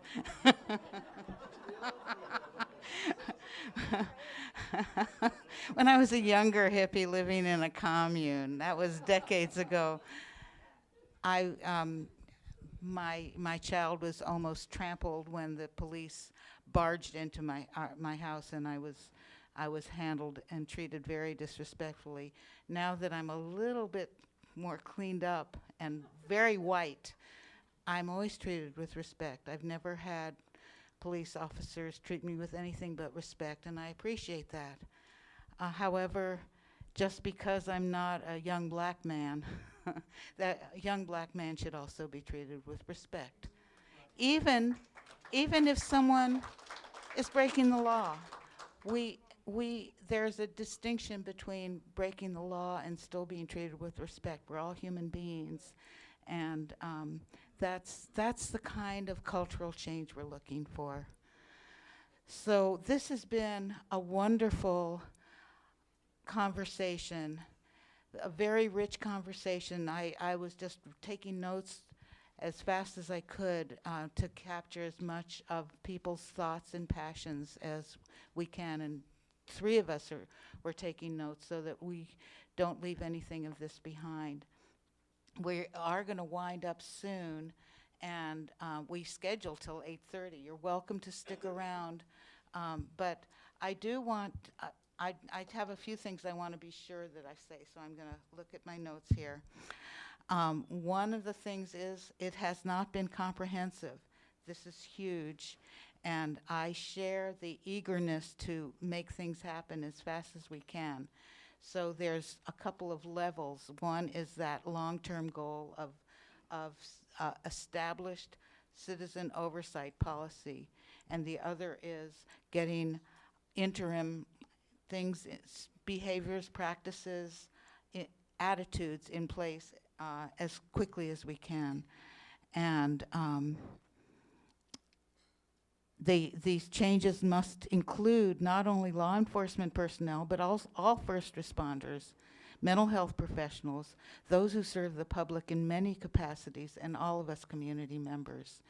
And a lot of that has been said. I was pleased how much was talked about with mental health, because that's an area we haven't gone into deeply in our group, but it's crucial that mental health professionals be trained in the same kind of compassionate human responses to needs as law enforcement and for all first responders. Our goals for this evening's gathering included building a broad base of support in our community and inspiring others, you, and you folks watching on TV, to work with us. Please consider if and how you would like to help make this vision become a reality in our community. We are a small group, CC4J, of dedicated people, and we need to increase our numbers if we are to be successful. Some of the tasks that we see ahead are to learn very specifically about local law enforcement procedures to better understand what is going well and what needs improvement. That's going to take, Mike Benson, you suggested some committees. I think that was a great idea. Okay. So that's one committee's work. To research forms of citizen oversight. We've done a lot of reading, but we have to figure it out. What would be best for our region? And I like Deborah talking about regional approach. But we may have to start with Chico and Butte County, because that's where we are. And if there's folks from Paradise and Oroville who want to get things going too, yeah, let's work with as many people as we can. But that's kind of the interim solutions. We can look at the big picture and then take the steps we can take. We need to learn about the practices of local first responders and mental health professionals that impact vulnerable populations, such as those with mental illness, substance addiction, or folks who are homeless, and what changes are needed to better serve all in our community with dignity and respect. I'm saying things that have already been said this evening, but it's kind of nice to wind it up. We need to consider interim steps as we as a community, law enforcement, and other professionals can take to begin the process of changing our culture as we work toward the long-term goal of citizen oversight. We'd like to gather stories of people's personal experiences with law enforcement and other first responders, positive and negative, by video, audio, written, with confidentiality respected, to help gain a perspective of what is needed going forward from people's personal experiences. And the last thing we need is not so procedural. We need a website. And our little group isn't so good at making that happen. So if there's somebody who wants to build us a website, we would so appreciate that. All right. Thank you. Done. Check that one off. Okay. So as you came in, there are sign-up sheets. There are 4 clipboards with sign-up sheets. And there's a space not only for your name and contact information, but also if you'd like to keep posted on what we're doing, or even better, if you'd like to help, there's a place for you to put comments about how you'd like to help, or just thoughts, any kind of comments. So we'd love for you to take the time. We're finishing up way before 8:30, and that's fine to take the time to fill out those sign-up sheets. I call them sign up instead of sign in. We know there's about 85 people here, but the people who are going to be with us going forward are the ones I'm most interested in tonight, although I welcome everyone who's here. Please print legibly on those sign-up sheets. I have lost so many people over the years of sign-up sheets when I can't read the email address or the phone number. So please print legibly. All capital letters, good idea, and printed capital letters. Okay, I think that's it. We are thinking, yes, Paula.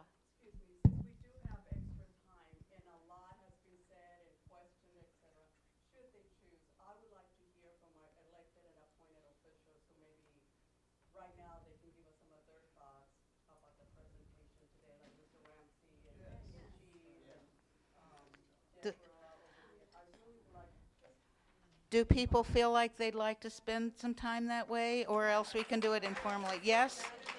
Okay. Okay.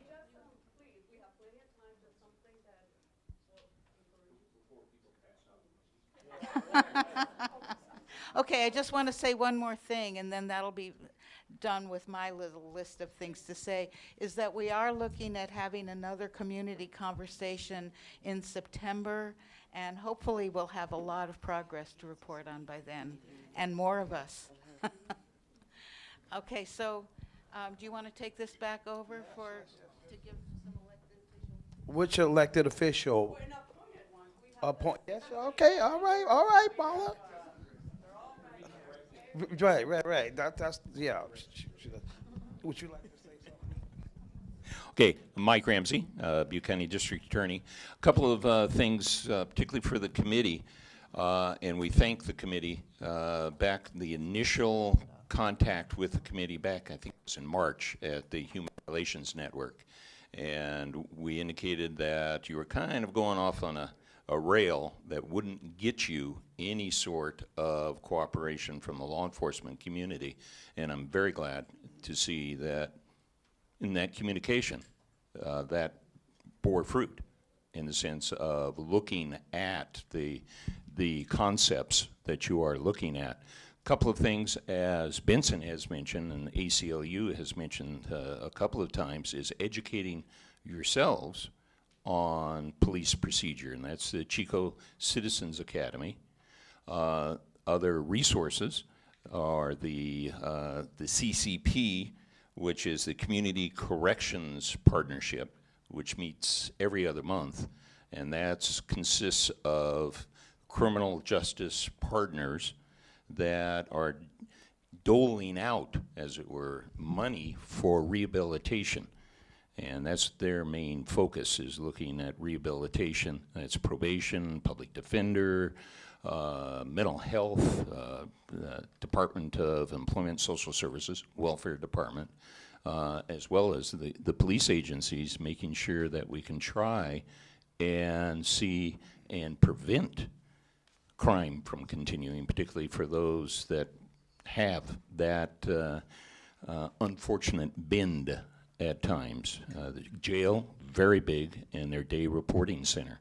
And I would say that you should see and get a tour of Butte County's very progressive jail day reporting center, in which people that have run across the criminal justice system are involved in all sorts of resources.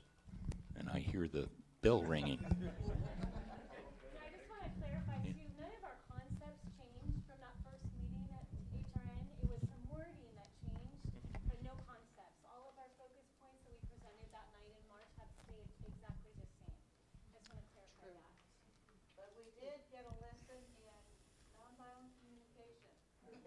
If we are respectful with people and don't use blaming words, you get further. We do want to do this together, and we are committed to our ends, as my friend Kathy Fake pointed out. We are committed to achieving our goals together, and that's the only way it'll work. So I too appreciate the committee. These are tough conversations. None of these are easy. There's a lot of difficult things that have to get out on the table and really get discussed. So I've never been one to shy away from that. I welcome those conversations. Even if you disagree with me, and that's okay, I am at least willing to have that conversation with you at any time, any place, and I think the committee can attest at least to that. The one thing I wanted to also commend the committee, you referenced 6 pillars, really 6 points that you wanted to emphasize. They all come from the President's Task Force on 21st Century Policing, put together by President Obama.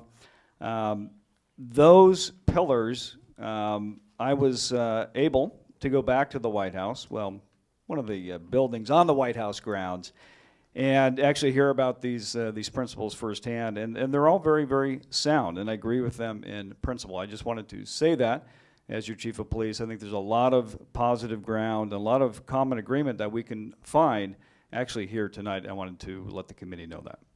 And Chief, curiously, about those points with the 21st century policing, is we put our heads down, worked hard, came up with our focus points, and then began reading, and they aligned with 21st century policing, and they aligned with much of the study going on around the country.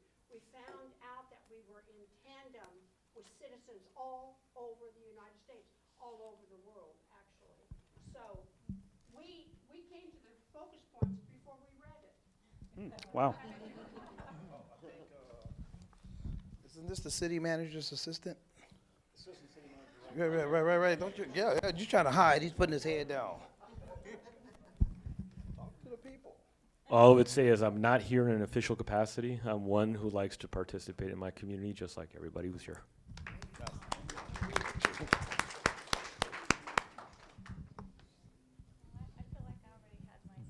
Okay. Randall Stone. Okay, Randall Stone first. How you doing, Randall? Thank you. Randall Stone. I'm a member of the Chico City Council. And I appreciate this meeting here and recognize that the way that we really get great change done is groups like this. And I mention that because we have an opportunity this fall, and I'm not going to sell politics tonight, but we have an opportunity this fall to make changes in our vision. And there are several of us that are supportive of a community-oriented policing model, as well as the community oversight group. I'm one of them. And I'm supporting people that I appreciate are behind that action. I hope they're going to win in November. I won't even mention their names. But as you see people in these meetings, and I'm not talking about me, it's my job to be here. Let's just be honest about it. I'm not here because I think this is the wonderful idea, though I do. I'm here because I'm an elected council member, and I'm here to listen, which is why you didn't hear me posing comments and questions. I appreciate our assistant city manager being here as well for not those same reasons. But there are people that are involved in this community and are listening to you and coming to these meetings and engaging in many different levels. Pay attention to that, because those are the people that you should be supporting in November. I'm an advocate for the community. I keep screwing up the name. I want to call it Community Justice Court, but that's something entirely different. The Oversight Committee. And I think we can get this done, and I think the model that we have now has been problematic because there aren't opportunities to engage. I appreciate the chief and the police advisory board, but what it doesn't do is exactly what we need as a community. And I wanted that changed 4 years ago. We didn't have the votes at that time, maybe even close to 5 years ago. And I think we can this fall. So pay attention to the people that are at your meetings and engaging with you. I don't need to tell you who they are. You know who they are. Thank you. Well, with that said, I think it's appropriate to give this gentleman the mic. Oh, thank you, Vince. So it seems like we have a very open and approachable chief of police in town. I know I've had the opportunity to meet with him a couple of times, and he seems like a very open-minded official. What I'm wondering is, it sounds like we actually have this group already has a lot of things in common with the chief's philosophy. It sounds like we're close to being somewhere where we can sort of put a draft together that everybody can agree on to try to move forward. I don't want to speak on anybody's behalf, but wouldn't that be the best starting point to sort of lay out what all the things that we have in agreement are, and then try to move that forward? And who are you? My name is Scott Huber. And he's running for city council. Okay, well, thank you, elected officials, and Was, yes. The chair, I believe the chair, Giovanni. okay, well, I'm gonna hand it back over to Emily, if that's it.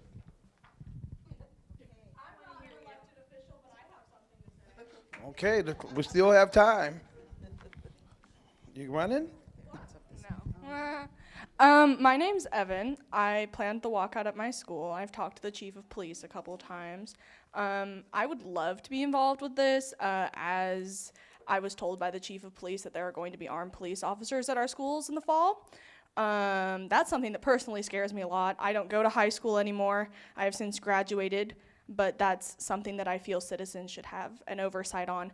Also, I came kind of late to the meeting. I don't know if anyone's acknowledged that we're on occupied Machupta land, but that is something very important that needs to happen, and I think that you guys need a member of the Machupta tribe on your board thing.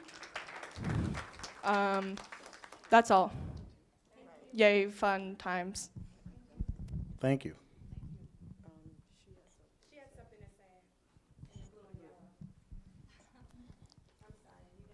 Thank you. Chief O'Brien, Mike Ramsey. I wanted to address what Benson brought up, what you mentioned, Mr. Ramsey, about the Citizens Police Academy. That is a program that I had the opportunity. I was accepted into the program last year, and unfortunately I was only able to complete the first half of the program, but let me tell you this. It accepts 40 people per year. That's not enough to train everybody and to empower our community in the mutual ways that are required for true democracy. It's a commendable effort. Let me tell you this as well, in full transparency. Most of the slides, most of the presentations that were given dated back some 20 years, not relevant to our community. Additionally, the people who were there were people who had the time to attend those meetings because they were placed at a time where most people are home taking care of their kids, most people are doing night school or the things. And when I say most people, I'm talking about my people. I'm talking about the people that aren't making $100,000 a year and are able to attend whatever they want to at any time. I'm not saying they're not hardworking people. I'm sure that most people would consider themselves in that category. So just wanted to share that with you, that although it's a worthy program, that's checking off, okay, that we're doing this, but are we really doing this as a community? Is that need really being met by that program? I say no. Okay. Well, all right. Oh, the lady in the blue. So I am also very encouraged to see the number of people here and the concerns that are being expressed. And I don't really want to leave tonight not knowing that there is a commitment from the police department to work with the citizens, concerned citizens for justice. Because although people might sign up, they've been working hard for a year, and as the rest of us try to get on board to provide additional assistance, I want to know that it's going someplace. I really appreciate you being here, but I would like to see some kind of commitment about how this is going to progress and how the department is going to be incorporating the participation of the citizens that do have a concern. So I think my commitment to have these conversations, that has not only been evidenced tonight, but really in my conversations with the group that preceded this meeting. That's really where the hard work happens, and I've already been part of that process, and I think I've demonstrated that commitment. If I need to say that publicly again, of course I'm committed to those hard conversations.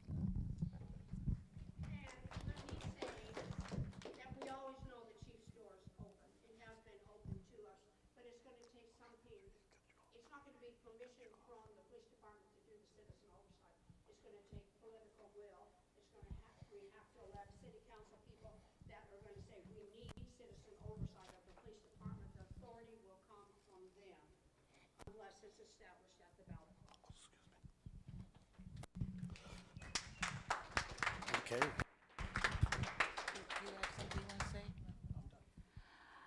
It's looking like we're winding down.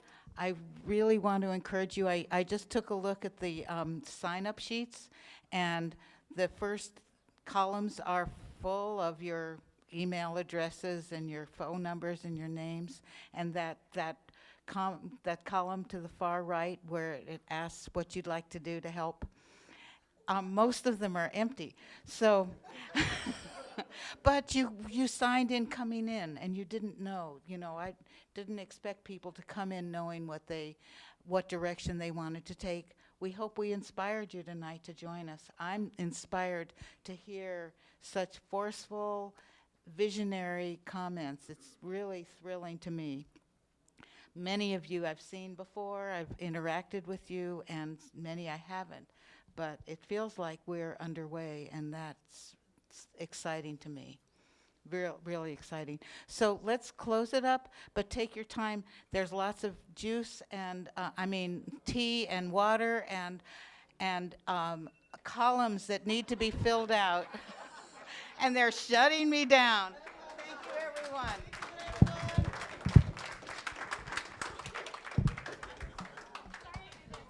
No, that was okay. It's good.